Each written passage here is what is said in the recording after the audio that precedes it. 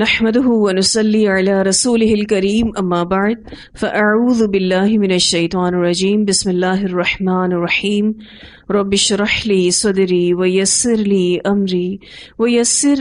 امري واحلل عقدة من لساني يفقهوا قولي رب زدني علما اللهم فقهنا في الدين اللهم فقهنا في الدين اللهم فقهنا في الدين اللهم إنا نسألك حبك وحب من يحبك والعمل الذي يبلغنا حبك اللهم ارزقنا إخلاص إلهي آمين.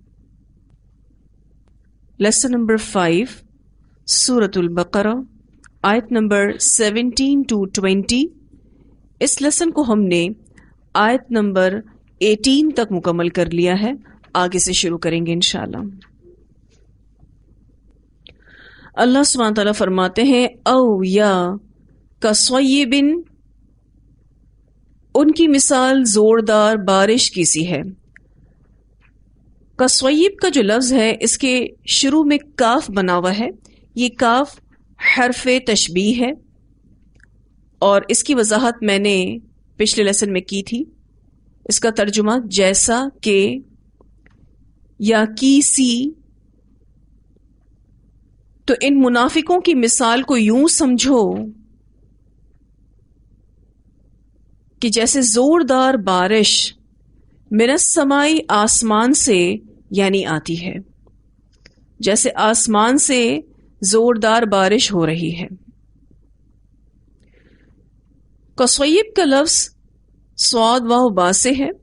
ایسی بارش کو کہتے ہیں جس میں بادل بھی گرج رہے ہوں، یعنی بہت زور کی بارش ہو. مراد اس سے مدینہ میں آنے والے احکامات، علم اور ہدایت ہیں. ٹھیک ہے، تو بارش سے مراد وحی، دین اسلام اور احکامات ہیں جو انسانوں کے لیے باعث رحمت ہے. بارش نعمت ہے نا، تو یہاں پر وحی الہی کو بارش سے تشبیہ دیا جا رہا ہے. فیہ، اس میں یعنی اس بارش میں ظلمات، اندھیرے ہیں. ظلمات کا لفظ جمع ہے. ظلمت کہتے ہیں اندھیرے کو.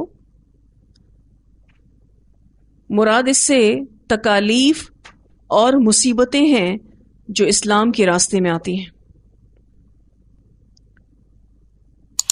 ورعد، اور کڑک، گرج.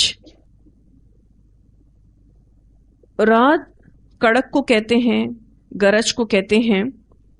مراد قرآن کے وہ احکامات جس میں وعید ہے اور جہاد کے احکام ہیں.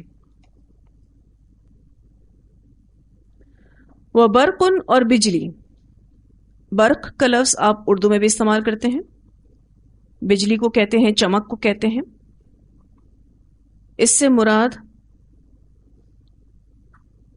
کامیابیاں ہیں اور امر و نواہی ہیں. اللہ تعالیٰ دوسری مثال میں ان منافقین کا ذکر کر رہے ہیں جو عملی منافق تھے. یہ گروہ اسلام کا قائل تھا لیکن اسلام کے راستے میں جہاد اور قربانی کرنے کے لیے تیار نہ تھے. تو ان کی مثال کو یوں سمجھو جیسے تیز بارش ہو رہی ہے اور اس تیز بارش میں اندھیرے ہیں، کڑک ہے اور بجلی ہے. یعنی جب وہی اتر رہی تھی، وہ احکامات اتر رہے تھے، تو اسلام کے راستے میں ان کو تکالیف بھی دیکھنے کو مل رہی تھیں، مصیبتیں بھی دیکھنے کو مل رہی تھیں. پھر اللہ تعالیٰ جہاں قرآن کے احکامات اتار رہے تھے اس میں وعیدیں بھی تھیں، جہاد سے ریلیٹڈ احکامات بھی تھے.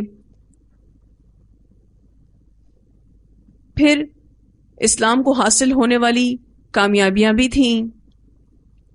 امر و نواہی بھی تھے. امر و نواہی کہتے ہیں وہ حکم جس میں کچھ کرنے کا کہا گیا ہو تو وہ امر ہے، اور وہ حکم جس میں کسی کام سے روکا گیا ہو وہ نواہی ہے.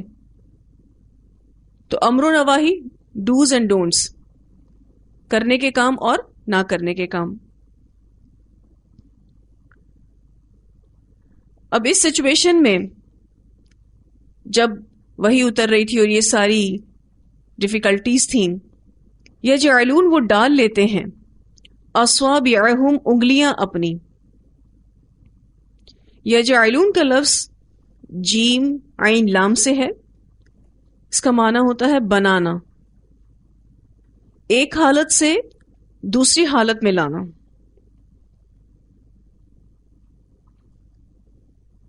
تو سیکوینس بنانے کے لیے یہاں پر ترجمہ کیا کیا گیا ہے، وہ ڈال لیتے ہیں. اصابعہم انگلیاں اپنی. اصابعہم کا لفظ صاد بعین سے ہے، انگلیوں کو کہتے ہیں.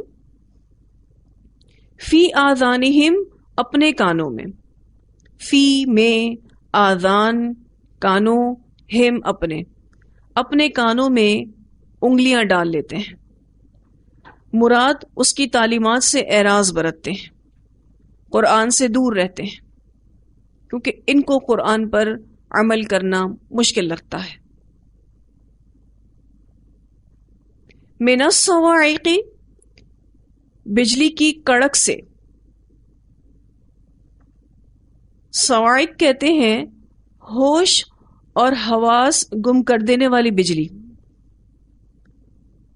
گرج کر گرنے والی بجلی. مراد اس سے قربانی ہے. حذر الموت، حذر ڈر سے، الموتی موت کے، موت کے ڈر سے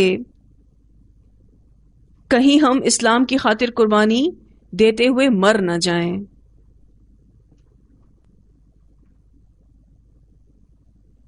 تو یہ منافقین اس بارش کی چمک، کڑک اور تاریکیوں کو دیکھ کر پریشان ہو جاتے ہیں.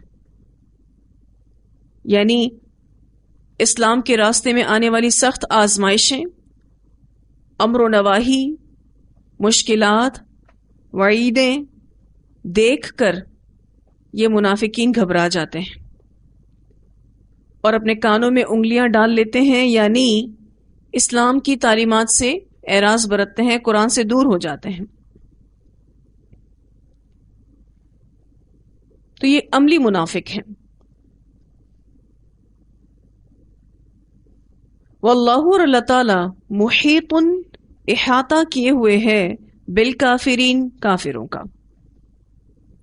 محیطن کا جو لفظ ہے حا واو تو سے ہے، کسی چیز کو گھیر لینا. تو اللہ تعالیٰ نے ان کافروں کو گھیر لیا ہے اپنے علم کے اعتبار سے،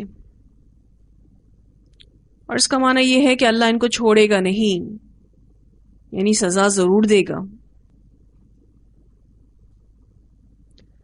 تو کمزور اور ضعیف الایمان منافق اسلام کے فائدے دیکھتے ہیں تو اس کی طرف دوڑ پڑتے ہیں، مگر جب اسلام کسی قربانی کا مطالبہ کرتا ہے تو پیچھے ہٹ جاتے ہیں. کیوں؟ کیونکہ یہ شک اور تذبذب کا شکار ہوتے ہیں. جب اسلام میں ان کو کوئی کامیابی نظر آتی ہے تو اسلام کا ساتھ دینا شروع کرتے ہیں، جب کوئی قربانی کا وقت آتا ہے تو پیچھے ہٹ جاتے ہیں. اللہ سبحانہ تعالیٰ فرماتے ہیں یہ منافقین اللہ سے بچ کر کہاں جائیں گے. واللہ محیط بالکافرین. یکادو قریب ہے، البرق بجلی، یخطف اچک لے. خطفہ کا معنی ہوتا ہے کسی چیز کو تیزی سے اچک لینا. ابصارہم بصارت ان کی. ان منافقین کی حالت تو یہ ہو رہی ہے کہ قریب ہے کہ بجلی اچک لے ان کی بصارت. میں نے آپ کو برق سے کیا مراد لکھوائی تھی؟ کامیابی اور امر و نواہی. تو ممکن ہے، قریب ہے کہ ان کمزور ایمان والے منافقین پر جب اللہ تعالیٰ کے احکامات اتریں تو یہ ان احکامات پر عمل کرنے سے گھبرا جائیں، پریشان ہو جائیں۔ اصل میں جو حصہ ہے آیت کا یکاد البرق یخطف ابصارہم، ترجمہ جیسے بجلی کا آنکھوں کو اچک لینا، اس کی قوت اور سختی کا اظہار ہے۔ یعنی یہ احکامات ان کو اتنے سخت لگتے ہیں کہ یہ کمزور ایمان والے لوگ پریشان ہو جائیں۔ جیسے بجلی کتنی سخت ہوتی ہے کہ اس سے ممکن ہے کہ کسی انسان کی آنکھوں کی روشنی چلی جائے۔ تو جب اللہ کی طرف سے احکامات ملتے ہیں تو چونکہ ان کا ایمان اتنا کمزور ہے اس کو قبول نہیں کر پاتے، پریشان ہو جاتے ہیں، گھبرا جاتے ہیں۔ ان احکامات کی وجہ سے اگر کوئی قربانی دینی پڑے تو ان کو ایسا لگتا ہے کہ جیسے بہت سختی کی جا رہی ہے ان کے اوپر۔ ایک اور معنی بھی اس حصے کا ابن عباس بتاتے ہیں، یکاد البرق یخطف ابصارہم کا۔ وہ کہتے ہیں کہ اس کا مطلب یہ ہے کہ قرآن کی یہ مضبوط آیتیں ان منافقوں کے عیب کھول دیں گی اور اپنے سے انہیں حیران کر دیں گی۔ یعنی قرآن نازل ہوگا اور اس میں منافقوں کے عیب بتائے جائیں گے، تو جیسے ہی وہ عیب کھولے جائیں گے تو یہ منافق حیران ہو جائیں گے۔ کیسے حیران ہو جائیں گے؟ جیسے کسی کے اوپر بجلی گرے اور اس کی آنکھوں کی روشنی چھین لے، ایسے حیران ہو جائیں گے کہ یہ ہمارے ساتھ کیا ہوا۔ کلما، جب کبھی، کلما حرف شرط ہے، یعنی جب کبھی ایسا ہوگا۔ پورے قرآن پاک میں اس کا یہی ترجمہ ہے، جہاں بھی یہ لفظ آئے گا کلما، ترجمہ کیا ہوگا؟ جب کبھی۔ یہ حرف شرط ہے۔ اضاء، اس نے روشنی کی، لہم، ان کے لیے۔ اضاء کا لفظ ضاد واو حمزہ سے ہے، روشنی کو کہتے ہیں۔ مراد اسلام کی ترقی، مال غنیمت، فائدے، آسان احکامات دین، آسان جنگیں،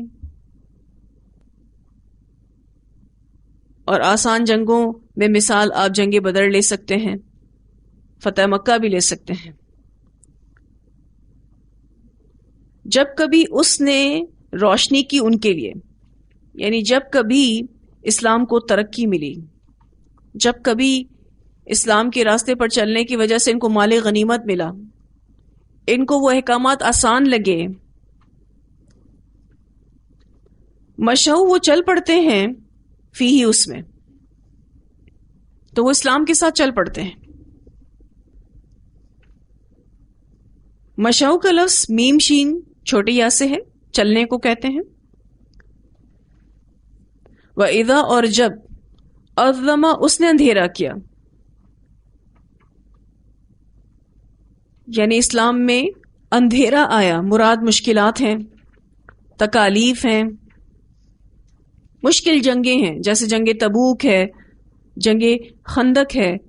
جب مشکل جنگیں آئیں، یعنی اسلام میں کوئی مشکل وقت آیا، کوئی تکلیف کا وقت آیا، علیہم، اوپر ان کے، قوموں، وہ کھڑے ہو جاتے ہیں، یعنی رک جاتے ہیں۔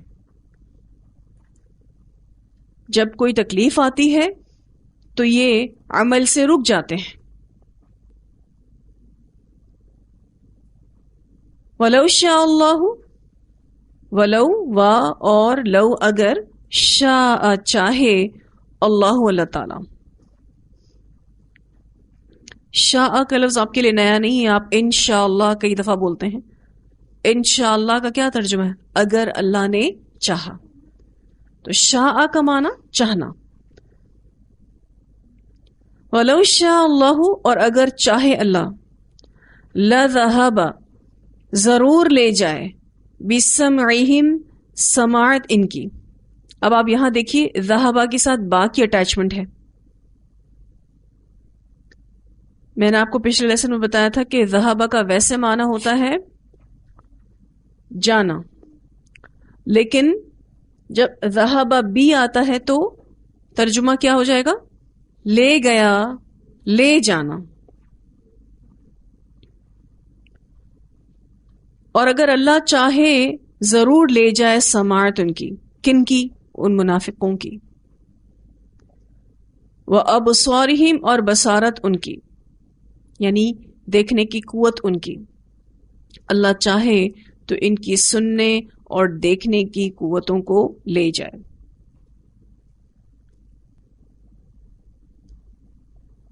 اللہ چاہتا تو یوں بھی کہہ سکتا تھا کہ اللہ ان کی سماعت اور بصارت کو لے گیا، لیکن یہاں کیا کہا گیا؟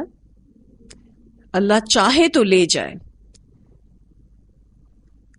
اس سے پتہ چلتا ہے کہ اللہ تعالیٰ کا قانون ہے کہ جو شخص جس حد تک دیکھنا اور سننا چاہتا ہے اسے اس حد تک سننے اور دیکھنے دیا جائے. یعنی ابھی بھی ان کے پاس مہلت ہے. اسلام کی طرف آنے کے لیے ان کے پاس چانس ہے. کیونکہ اگر آپ کو یاد ہو کہ جب ہم نے اعتقادی منافق کی مثال پڑھی تھی تو اللہ سبحانہ تعالیٰ فرماتے ہیں کہ ذهب اللہ بنورہم وترکہم فی ظلمات لا یبصرون صم بکم عمی فہم لا یرجعون. کتنی اسٹرکٹ بات وہاں ہوئی تھی. اور یہاں عملی منافق کی مثال میں ہم دیکھیں تو اللہ تعالیٰ فرماتے ہیں وَلَوْ شَاءَ اللَّهُ لَذَهَبَ بِسَمْعِهِمْ وَأَبْصَارِهِمْ. یعنی اس بات سے اندازہ ہوتا ہے کہ عملی منافق کے پاس ابھی بھی مہلت ہے کہ وہ اسلام کی طرف بیک آف ہو جائے. ان اللہ، بے شک اللہ تعالیٰ، علا اوپر، کلی ہر شے ان چیز کے، قدیرن کو خوب قدرت رکھنے والا ہے. آخر میں یہ بات کہہ کر اللہ تعالیٰ نے واضح کر دیا کہ اللہ کے لیے کچھ مشکل نہیں کہ فوری طور پر ان کی سماعت کو، ان کی بصارت کو لے لے. کیوں؟ کیونکہ اللہ تو ہر چیز پر قدرت رکھتا ہے، لیکن اللہ تعالیٰ نے ان کو چانس دیا ہوا ہے، ان کے پاس مہلت باقی ہے. اب یہاں عملی منافق کی مثال بتائی گئی جو کہ ایک ایسی چیز جو آپ دیکھ سکتے ہیں، بارش، اس بارش سے پہلے ہونے والے اندھیرے، پھر اس بارش کے دوران کڑک، گرج، بجلی، یہ ساری چیزیں آپ اپنی آنکھوں سے دیکھتے ہیں نا. تو اسی کے ذریعے آپ کو سمجھایا جا رہا ہے کہ ان منافقوں کی مثال اس چیز سے سمجھو جس کو تم مشاہدہ کرتے ہو. جب بارش سے پہلے اندھیرا ہو جاتا ہے تو دل گھبراتا ہے. اچھا، پھر بارش کے دوران ہونے والی گرج اور کڑک ڈراتی ہے. آپ اسے سمجھ سکتے ہیں کہ پھر منافق اللہ کے اترنے والے احکامات سے کس طریقے سے گھبراتا ہے. تو ایک ایگزامپل سے واضح کیا گیا کہ عملی منافق ایسا ہوتا ہے. تو دیکھنا یہ ہے کہ ہم کیا کر رہے ہیں، ہم کس وقت اسلام کا ساتھ دیتے ہیں اور اسلام کی طرف آتے ہیں. کیا ہم اسلام کی طرف صرف اسی وقت آتے ہیں جب ہمیں کوئی فائدہ نظر آتا ہے؟ اور اگر ہمیں اسلام کی خاطر کوئی قربانی کرنی پڑے، مثلا اپنا وقت دینا پڑے، اپنا مال خرچ کرنا پڑے، اپنی جان لگانی پڑے، تو پھر کیا کرتے ہیں؟ کیا یہ کہہ دیتے ہیں کہ ہم سے نہیں ہوگا؟ کیونکہ منافق تو یہی کہہ دیتا ہے کہ ہم سے نہیں ہوگا، مجھے تو بہت مشکل لگ رہا ہے، میں تو نہیں کر سکتی، اتنا لمبا سفر مجھ سے طے نہیں ہوتا، یا میں جان کی یہ قربانی نہیں دے سکتی، میں مال کی یہ قربانی نہیں دے سکتی. آپ کو ایسے بے شمار لوگ ملیں گے جو دین کی بات یہ کہہ کر چھوڑ دیتے ہیں یہ تو مولویوں کا کام ہے، یہ تو عالموں کا کام ہے. آج کتنے کلمہ گو مسلمان ہیں، لیکن عملی مظاہرہ کیا ہے؟ کچھ بھی نہیں. ہم سب کو خود سے سوال کرنا ہے. ہمیں یہ نہیں دیکھنا کہ آس پاس لوگ کیا کر رہے ہیں. ہم سب نے اپنے آپ سے یہ سوال کرنا ہے کہ کیا میں اللہ کا ہر حکم خوشی سے لیتی ہوں؟ کیا میں اللہ تعالی کی طرف سے ملنے والے تمام احکامات کو پورا کرنا چاہتی ہوں، وہ بھی دل سے؟ کیا میں ان منافقوں کی طرح تو نہیں ہوں؟ عملی منافقت کیا ہے اس کو سمجھ لیں. عملی منافقت یہ ہے کہ دین کو سلیکٹیولی لینا، یعنی چن چن کے جو چیزیں میری مرضی کے مطابق ہوں، جو میری خواہش کے مطابق ہوں، جو میرے نفس سے نہ ٹکراتی ہوں، میں اس کو تو لے لوں، باقی کو چھوڑ دوں. یہ ہے عملی منافقت. کیا ہے عملی منافقت؟ دین کو سلیکٹیولی لینا، سلیکٹ کرنا. اچھا یہ میں کر سکتی ہوں، یہ نہیں کر سکتی، میری عادت نہیں ہے، مجھے پسند نہیں ہے، یا مجھ سے نہیں ہوگا. یہ میں کر لیتی ہوں، آسان ہے، ہو جائے گا. یہ ہے عملی منافقت. ایسے لوگ خواہشات کے غلام ہوتے ہیں. ایسے لوگ جذبات کو قابو نہیں رکھ سکتے. تو خواہشات اور جذبات انسان کو اندھا اور بہرا کر دیتی ہیں. ایسی دو خطرناک چیزیں ہیں، خواہشات اور جذبات. اسی لیے ان دونوں کو قابو میں رکھنے کا ہمارا دین ہمیں سکھاتا ہے. اور ہماری زندگیوں میں منافقتیں تب آتی ہیں جب ہم آخرت پر فوکس نہیں ہوتے. ایسے لوگوں کو تو ہدایت ویسے بھی نہیں ملتی جو آخرت پر فوکس نہ ہو. سورۃ البقرہ کی ان آیتوں میں، آیت نمبر 17 سے لے کر 20 تک میں اللہ سبحانہ تعالیٰ نے منافقوں کی صفات دو مثالوں کے ذریعے واضح کی ہیں. منافق وہ جو قول و فعل کا تضاد رکھتا ہے. قول و فعل کا تضاد کسے کہتے ہیں؟ جو کہے وہ کرے نہ. اسی طرح سے یہ دھوکے باز ہوتا ہے، یہ دو رخا ہوتا ہے، جو کہ ہم مسلسل الحمدللہ پڑھتے آ رہے ہیں. تو ان مثالوں کے ذریعے ہمیں واضح کیا گیا کہ نہ تو ہم نے عقیدے کی منافقت کرنی ہے، نہ ہم نے عمل کی منافقت کرنی ہے. ایک روایت میں آتا ہے رسول اللہ صلی اللہ علیہ وسلم نے فرمایا، ایک وقت آئے گا کہ لوگوں کے اندر سے امانت اٹھ جائے گی. لوگ تعجب سے کہیں گے کہ فلاں قبیلے میں فلاں شخص امانت دار ہے. یعنی کہیں کہیں کوئی امانت دار بظاہر نظر آئے گا، اور کہیں گے کتنا عقل مند ہے، کتنا خوش کلام ہے، کتنا صابر ہے، کتنا قوی ہے. اور حال یہ ہے کہ اس کے دل میں رائے کے دانے کے برابر بھی ایمان نہیں ہوگا. یعنی جس کو لوگ امانت دار سمجھ رہے ہوں گے، آپ صلی اللہ علیہ وسلم کی حدیث سے کیا پتہ چلتا ہے؟ وہ ہوگا نہیں. یہ روایت بخاری میں آتی ہے. یعنی اس حدیث میں واضح طور پر بتا دیا گیا کہ امانت مکمل طور پر اٹھ جائے گی. اور اگر کوئی خوش کلام ہے، کوئی ایسا قوی نظر آ رہا ہے یا صابر نظر آ رہا ہے، تو وہ صرف باتوں میں نظر آ رہا ہے، اس کے دل میں ایک رائے کے دانے کے برابر بھی ایمان نہیں ہوگا. یعنی صرف اچھی اچھی باتیں کرتا ہوگا، وہ عمل کچھ بھی نہیں ہوگا. آج آپ لوگوں سے اچھی اچھی باتیں کروا لیں، ایسے کریں گے، کوئی مسئلہ ہی نہیں. وہ اچھی اچھی باتیں کرنا کیا مشکل ہے؟ اصل چیز تو عمل ہے. اور یہ بھی یاد رکھیے گا کہ اصل دین پڑھنا اور پڑھانا بھی نہیں ہے. یہ امپورٹنٹ ضرور ہے، کیونکہ جب تک ہم دین سیکھیں گے نہیں ہم اس پر عمل کیسے کریں گے. لیکن اصل دین یہ نہیں ہے. اصل دین تب پتہ چلتا ہے، انسان کے اندر کا معلوم تب ہوتا ہے جب وہ کسی سے معاملہ کرتا ہے. مثلا آپ الحمدللہ قرآن پڑھ رہے ہیں، اچھے سے لکھ رہے ہیں، ترجمہ اچھے سے یاد کر رہے ہیں، تجوید بھی اچھے سے پڑھنے کی کوشش کر رہے ہیں، تو بھی آپ اصل دین پر ابھی تک نہیں آئے جب تک کہ آپ اس پر عمل نہیں کر لیتے. اور آپ جب کسی سے معاملہ کریں گے تو پتہ چلے گا کہ اب آپ نے کتنا اپنے آپ کو منافقت سے بچایا ہے. وہ ہے اصل دین. کتنا آپ نے کسی نافرمانی سے اپنے آپ کو بچایا ہے. یہ ہے اصل دین. کیونکہ ہماری مرضی کے حالات ہوں تو ہم کہتے ہیں اللہ تعالیٰ بہت اچھے ہیں، لیکن جب کوئی مشکل حالات اللہ ہمیں دیتا ہے تو ہم کہتے ہیں اللہ تعالیٰ وائی می، کیوں مجھے دیے. یہ بھی منافقت ہے. اللہ کی رضا میں راضی نہ رہنا. جو حالات اللہ تعالیٰ دے رہا ہے، جو احکامات اللہ تعالیٰ دے رہا ہے وہ ایکسپٹ نہ کرنا منافقت ہے.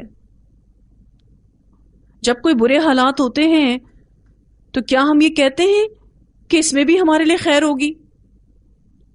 کیونکہ ساری کی ساری خیر تو اللہ کے ہاتھ میں ہے. لازماً اس میں میرے لیے کوئی خیر ہوگی. مومن ایسا ہی کہتا ہے، لیکن منافق ڈر جاتا ہے. یہ کیا ہوا میرے ساتھ؟ کسی اندھیرے کو دیکھ کر، کسی کڑک کو دیکھ کر، کسی گرج کو دیکھ کر پریشان ہو جاتا ہے، صبر کا دامن چھوڑ دیتا ہے، پھر منافقت پر آ جاتا ہے. مومن بااصول ہوتا ہے اور منافق بے اصول ہوتا ہے. یہ بات یاد رکھیے گا. آپ اگر مین آف پرنسپل ہیں، بااصول ہیں، تو آپ ایمان والے ہیں. اور اگر ہم بے اصولیاں کرتے ہیں تو پھر ہم منافقت پر ہیں. منافق کی ایک اور شکل یہ بھی ہے کہ جب اچھے حالات ہوتے ہیں تو اللہ تعالیٰ کو بھول جاتا ہے، اور جب مشکل آتی ہے تو اللہ کو یاد کرنے لگتا ہے. بدگمان بھی ہوتا ہے اللہ تعالیٰ سے. تو اصل ایمان یہ ہے کہ چاہے اچھے حالات ہوں چاہے برے حالات ہوں، کوئی مشکل حکم ہو کوئی آسان حکم ہو، ہم نے اللہ کو یاد رکھنا ہے. ہم نے پیچھے آیتوں میں پڑھا کہ منافقت کی بنیادی وجہ جھوٹ ہے. پڑھا تھا نا ہم نے، بما کانوا یکذبون. اور یہ دل کی بیماری ہے، یہ بھی پڑھا تھا ہم نے. تو واضح یہ ہوتا ہے کہ منافقت جنم جھوٹ سے ہی لیتی ہے اور اس کا ٹھکانہ دل ہے. اگر دل میں منافقت ہے تو تقویٰ نہیں انٹر ہو سکتا.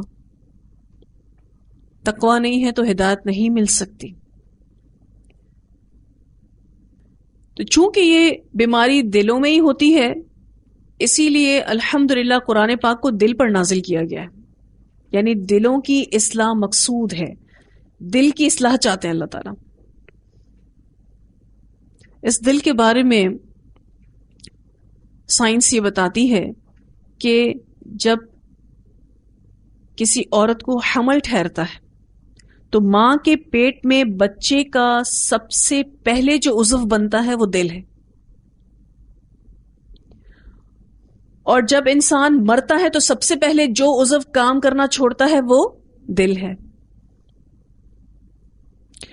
اس سے پتہ چلتا ہے کہ دل ہے تو ہم ہیں، دل نہیں تو ہم نہیں. فزیکلی دل کو دیکھیں تو یہ انتھک کام کرنے والا مسل ہے. ایک دن میں 100,000 مرتبہ یعنی 1,00,000 بار خون کو پمپ کرتا ہے.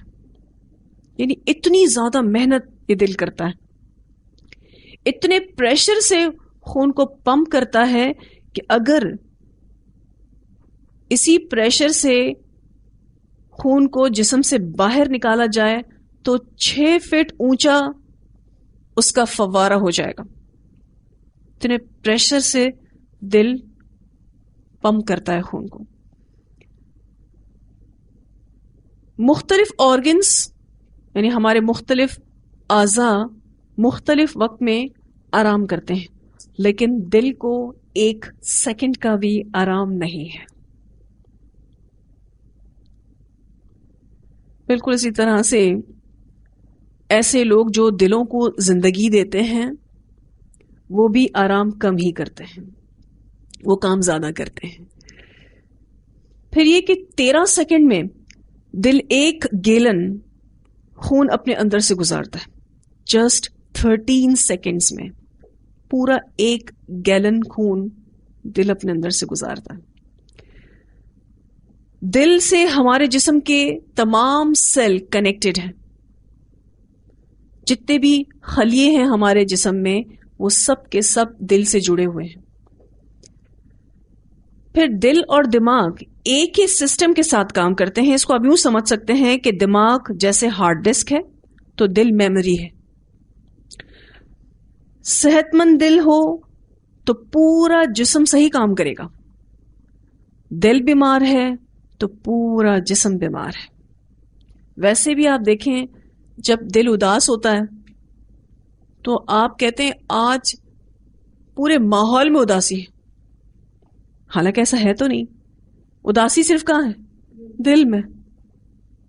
آپ یہ کہتے ہیں آج موسم ٹھیک نہیں ہے, آج یہ ٹھیک نہیں ہے, آج وہ ٹھیک نہیں ہے. پریشانی دل میں ہوتی ہے.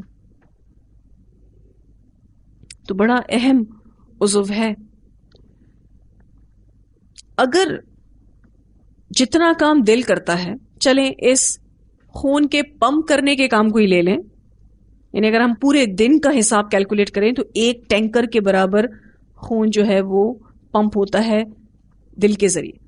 اگر صرف یہی کام ہمیں کرنے کو دے دیا جاتا کہ جو دل میں خون پمپ کرنا ہے وہ تم اپنے ہاتھوں سے کرو گے, تو نہ ہم لکھ پاتے, نہ ہم کھا پاتے, نہ ہم سو سکتے, اور اگر سوتے بھی تو کسی اور کو اس کام پر لگاتے, ورنہ تو مر جائیں گے. تو اللہ سبحانہ وتعالی کا کتنا احسان ہے کہ ایسا عضو ہمارے جسم میں رکھا ہے جو کنٹینیوسلی کام کرتا ہے. پھر اس دل کے اندر ہی اللہ تعالیٰ نے ساری روحانیت کے میٹرز بھی رکھے ہوئے. تقوی بھی یہی ہوتا ہے, ایمان بھی یہی ہوتا ہے, کفر بھی یہی ہے, منافقت بھی یہی ہے. تو یہ دل بڑا ہی اہم عضو ہے ہمارے جسم کا, جہاں اس کا فزیکل کام ہم دیکھیں تو وہ بھی بہت بڑا ہے, اور اگر ہم اس دل میں موجود بہترین چیزوں کو دیکھیں, یعنی تقوی بھی وہی ہے, ایمان بھی وہی ہے, اور اگر تقوی اور ایمان نہیں ہے تو اس کے اپوزٹ بری چیزوں کو دیکھیں تو دلی بیماریاں بھی ہیں, منافقت, کفر, حسد, بغض, یہ بھی یہی ہیں. تو دلوں کی اصلاح کرتا ہے یہ قرآن. بہت اہم ریسرچ سے ثابت ہے کہ کامیاب انسان وہ ہے جس کا آئی کیو لیول میں سے صرف 4% یوز ہوتا ہے, اور 96% وہ ایموشنل انٹیلیجنس کو استعمال کرتا ہے. اس کو میں یوں سمجھاؤں آپ کو کہ عمومی طور پر جو کامیاب انسان ہوتا ہے وہ اچھا شوہر نہیں ہوتا, وہ اچھا بیٹا نہیں ہوتا. یوں تو وہ بڑا کامیاب ہے, بہت بڑی پوسٹ پہ, بہت بڑی تنخواہ کما رہا ہے, لیکن وہ اچھا باپ نہیں ہے, اچھا بیٹا نہیں ہے, اچھا شوہر نہیں ہے, اچھا انسان نہیں ہے. تو وجہ کیا ہوتی ہے کہ وہ اپنے ایموشنز کو مینج نہیں کر پاتے, کیونکہ 96% انسان کے کامیاب ہونے میں اس کا ایموشنل انٹیلیجنس کام کرتا ہے. اور ہمارے ایموشنز ہیں کیا؟ غم, غصہ, محبت, نفرتیں, یہ سارے ہمارے ایموشنز ہیں نا. تو اصل کام دل کا ہے. عقلیں استعمال کر کر کے کوئی یہ کہے کہ وہ 4% میں عقل استعمال کر کے کوئی دنیاوی اعتبار سے کامیاب ہو جاؤں، تو ٹھیک ہے، دنیاوی اعتبار سے کوئی کامیاب ہو جائے، لیکن وہ اصل کامیاب نہیں ہے۔ اصل کامیابی اس شخص کی ہے کہ جس نے عقل کو تو 4% استعمال کیا ہے، لیکن وہ جذباتی طور پر مضبوط ہے، جذباتی طور پر عقل مند ہے، ایموشنل انٹیلیجنس اس کے اندر بہت زیادہ ہے۔ اسی لیے آپ یہ کہہ سکتے ہیں کہ دل بدلتا ہے تو عمل بدلتا ہے۔ آپ کا دل اگر کسی چیز کا چاہ رہا ہوتا ہے، اب کیا کرتے ہیں؟ چھوڑو، دل کی مت سنو۔ کیا کرتے ہیں؟ اس کو پورا کرنے کی حد الامکان کوشش کرتے ہیں، کیونکہ آپ کا دل چاہ رہا ہے۔ اسی لیے دل اگر کسی بھی عمل پر راضی ہو جاتا ہے تو پھر عمل بدلتا ہے۔ اسی لیے اللہ سبحانہ تعالیٰ نے اس کتاب کے ذریعے ہمارا دل بدلنا چاہا ہے، اور اس کی کوئی قیمت بھی اللہ تعالیٰ ہم سے نہیں لیتے، الحمدللہ۔ ورنہ اگر کوئی ہارٹ ٹرانسپلانٹ ہو یا ہارٹ سرجری ہو تو بڑے مہنگے علاج ہیں، قرآن ہمارا یہ علاج کرتا ہے اور کوئی قیمت بھی نہیں لیتا۔ اگر ہمیں یہ پتہ چل جائے کہ ہمیں کوئی دل کی بیماری ہے تو کیا ہم علاج کرے بغیر رہ سکتے؟ بلکہ فوری طور پر علاج کریں گے، ورنہ ہم کہیں گے کہ ہم تو مر جائیں گے۔ لوگ قرض لے کر بھی دل کا علاج کرواتے ہیں، یہ کہہ کر کہ اگر ہم نے نہیں کیا تو ہم تو مر جائیں گے، لیکن دلوں میں منافقتیں ہوں، دلوں میں کفر ہو، دلوں میں نافرمانی ہو، دلوں میں بغض ہو، دلوں میں حسد ہو، اس کا کوئی علاج نہیں کرتا۔ حالانکہ یہ بھی کیا ہیں؟ دل کی بیماریاں ہیں، اور اس سے کتنا عمل خراب ہوتا ہے کوئی نہیں سوچتا۔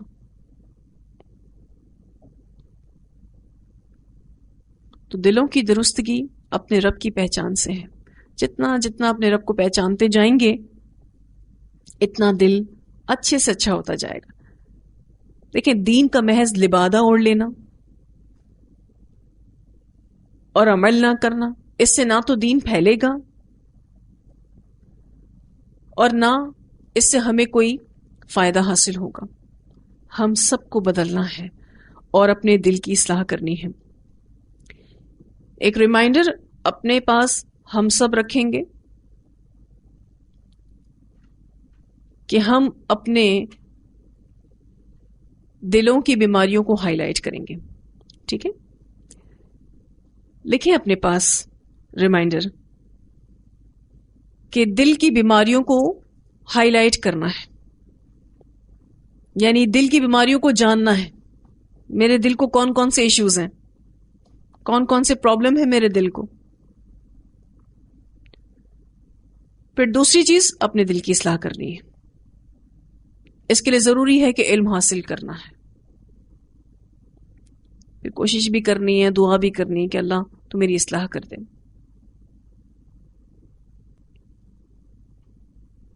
ٹھیک ہے، انشاءاللہ یہ مثالیں اسی لیے آئی ہیں کہ ہم سب اپنی اصلاح کریں۔ تلاوت سنتے ہیں، پھر سورۃ البقرہ شروع سے جو ہم نے پڑھی اس کا خلاصہ کریں گے۔ او کصیب من السماء فیہ ظلمات ورعد وبرق يجعلون أصابعهم في آذانهم من الصواعق حذر الموت والله محيط بالكافرين يكاد البرق يخطف أبصارهم كلما أضاء لهم مشوا فيه وإذا أظلم عليهم قاموا ولو شاء الله لذهب بسمعهم وأبصارهم إن اللہ علی کل شیء قدیر۔ اب تک جو آیات ہم نے پڑھی ہیں، آیت نمبر 1 سے لے کر 20 تک،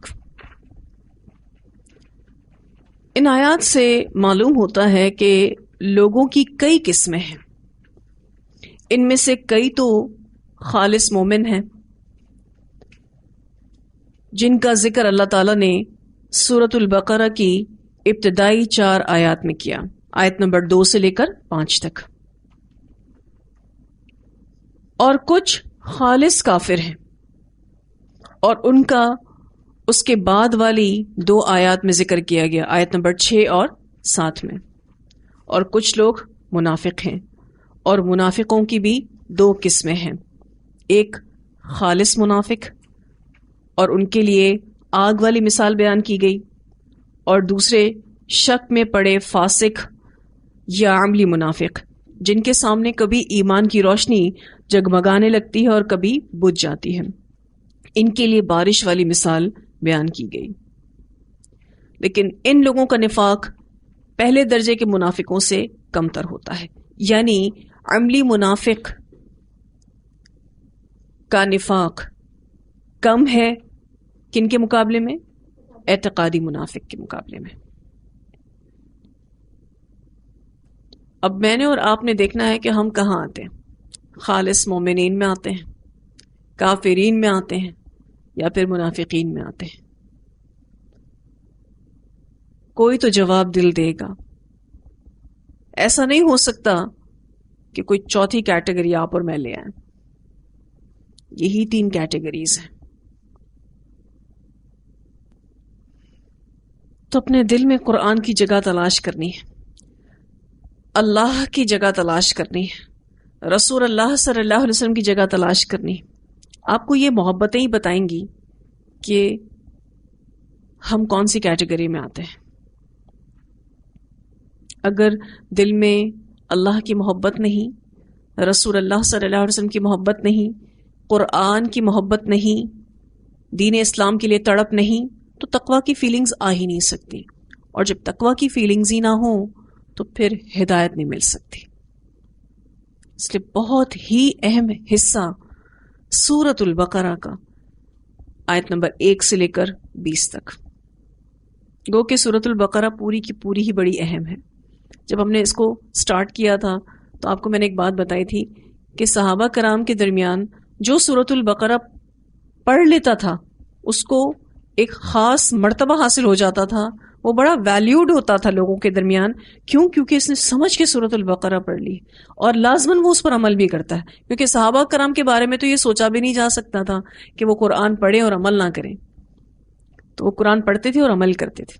تو بار بار قرآن کے آخر تک زندگی رہی تو ہم آپ کو یہی کہتے رہیں گے کہ ہم نے قرآن پڑھنا ہے عمل کے لیے، پہلی نیت ہماری یہی ہونی چاہیے، اللہ کو راضی کرنے کے لیے، عمل کے لیے، اپنی جنت کو حاصل کرنے کے لیے۔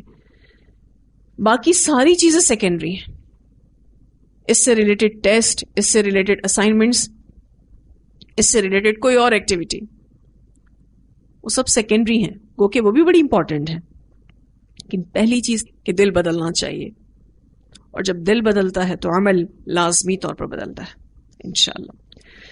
تو یہاں الحمدللہ ہمارے یہ لیسن مکمل ہوا۔ وآخر دعوانا الحمد للہ رب العالمین، سبحانک اللہم وبحمدک، نشہد ان لا الہ الا انت، نستغفرک ونتوب الیک۔